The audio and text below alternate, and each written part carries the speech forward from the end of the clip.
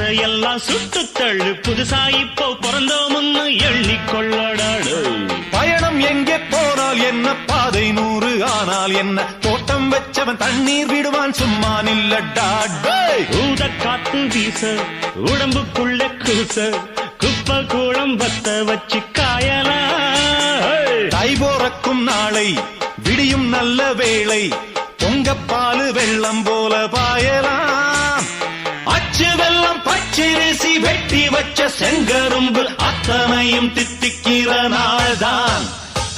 காட்டுக்குயிலு மனசுக்குள்ள பாட்டுக்கென்றும் பஞ்சம் இல்ல பாடத்தான். தவிலை தட்டு